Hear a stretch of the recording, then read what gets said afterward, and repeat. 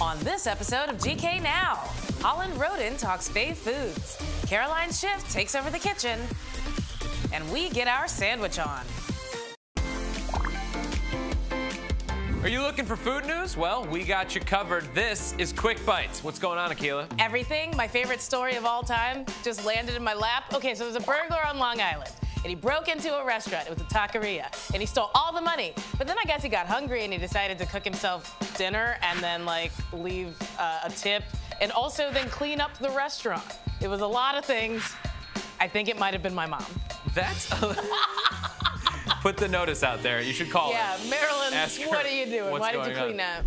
Costco now offers doomsday preppers, AKA rich people who don't care about anyone else, a meal kit for the apocalypse. So for $6,000, a person can get 36,000 meals. It's enough to feed 4 adults for a year. Wow. Now, the freeze-dried foods have a shelf life of 30 years. Dang. Yeah, so these can just be hanging around the rest of your life. Chilling. That's what you think, but like, have you ever brought your lunch to work and then ate it before lunch, so then you had to buy another lunch?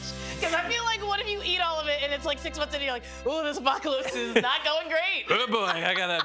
Oh man, Campbell's Soup released this really cool thing at Comic-Con. It's basically Star Wars themed cans.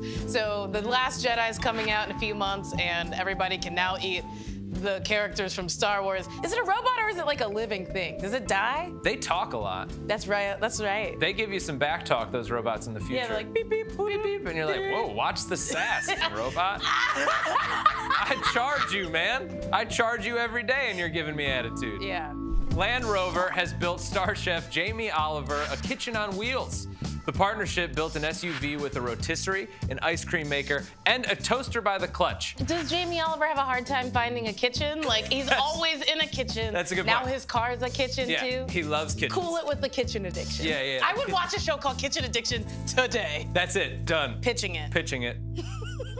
Oh yeah, classy virgin cocktails are the cool new thing. It's sort of a trend that's been going on for a few years in England, but it's making its way across the pond. So if you like spending upwards of $15 on, like, you know, gourmet soda and herbs, you can do that now. Yeah, that seems You fun. could do it before, but now you can do it, and I think people are really, like, into it. Like, maybe you want to have a night off. Yeah, but right? you still want to spend money. Yeah, just you want to treat your body like a temple, but still put a lot of sugar in it. Yes. Which I think is the idea behind it. But I think, hey, I think it's good. Yeah, I dig it. They look yummy. Yeah, I mean, I've drank way worse. That's a good point. That's not a great thing to say. I've drank sodas. And that was Quick Bites. Now, here on GK Now, we normally have all the culinary answers, but sometimes we got questions. Yeah, and that's why we took it to the streets. We're on the streets asking people about sex. Food. Sex. Food. Sex. You'll see what I mean. Sex. Okay, what do you think is the sexiest food? The sexiest food? Ice cream. Strawberries coated in chocolate is pretty sexy. Strawberries coated, yeah, right? Yeah. Strawberries and cream. You know what I mean? What the kind of question is that? Sushi. Sushi, and why is that? Because you can eat it off a body? Hamburgers? Hamburgers are pretty sexy. They got the buns. Sexiest food is definitely omakase. What's that? It's like a Japanese sashimi. Yeah. Do you ever introduce food in the bedroom? We haven't quite done that, no? You trying to do it, wife? Yeah. We never last. You gonna do it? Yeah. Do it now. Hey, it seems like you're gonna have a good night. She had a muffin and we wanted to eat it, but she wanted to lie in bed, so we just brought it into the bedroom and just ate it in bed. If you want whipped cream in your thing, that's your thing. Do you ever have food in the bedroom? Food in the bedroom? Yeah. All the time, yeah. Oh, but like in the bedroom? Oh, in the bedroom.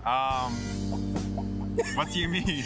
You know what I mean. You don't, like, you know, when you're engaging in certain fun. No, that doesn't happen. Never. I don't eat. I get it. Yeah, that's not what it's for. I dig it. Pop rocks? Pop rocks. Where? Okay. 10-4, good buddy. Damn. I think all that food and sex talk is making me hungry. I think it's time for a snack.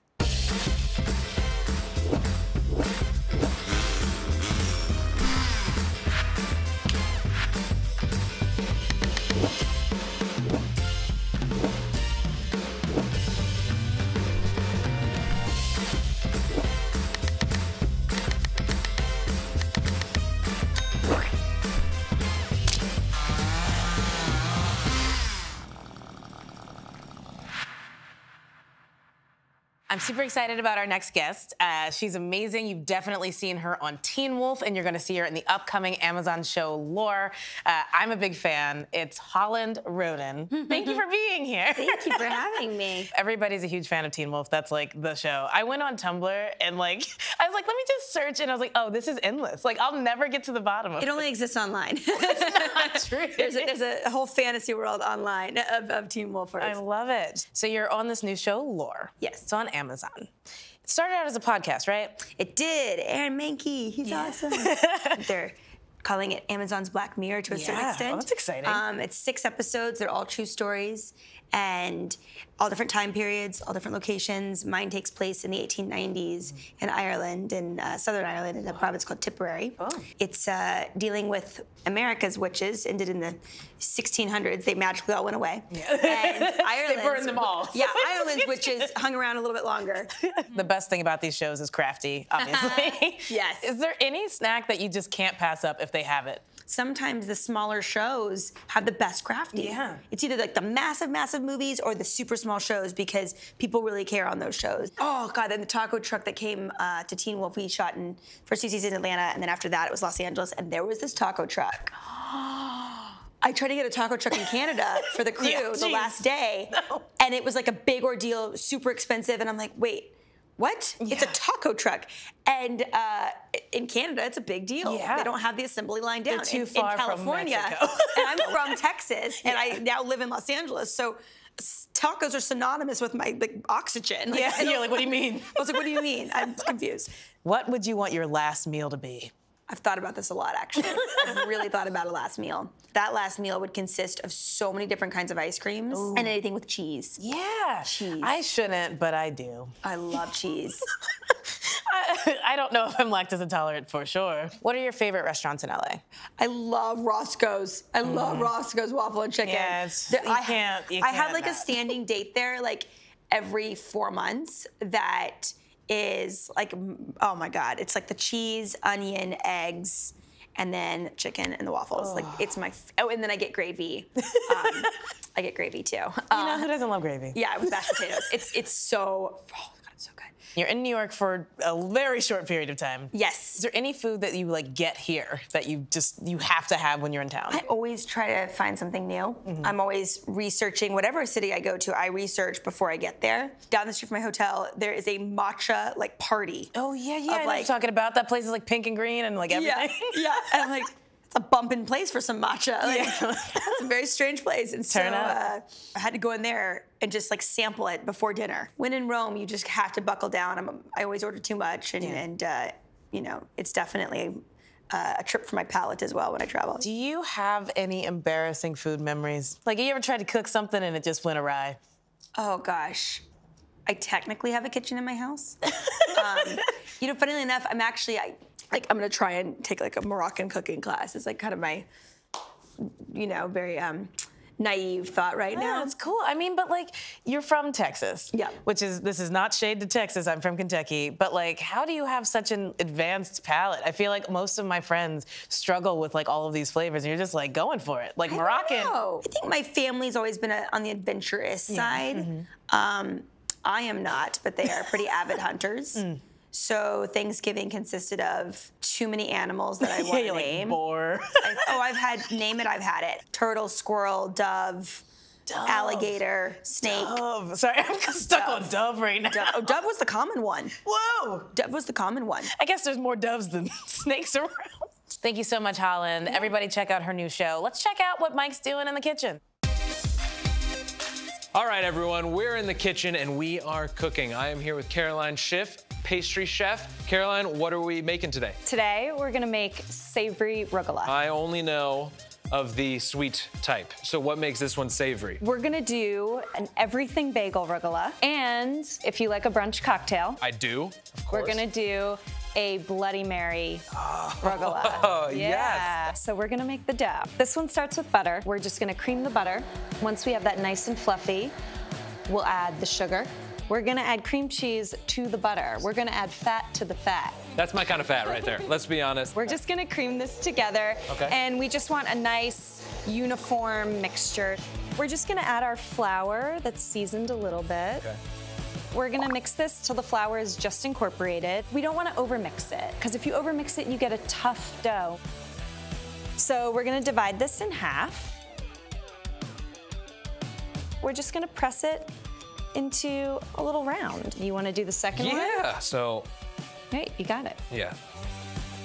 That looks perfect.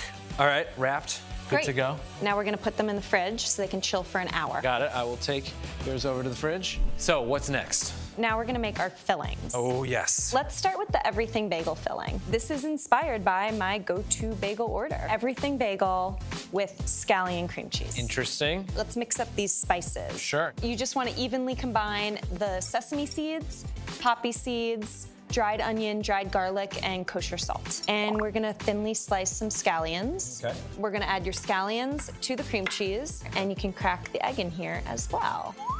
Now we're just gonna fold this all together. Okay, great. You just wanna make a nice, even mixture. We're gonna throw together our Bloody Mary filling. We're gonna start with some cocktail sauce and a piece of fresh horseradish. Next thing we're gonna add is the zest of 1 lemon.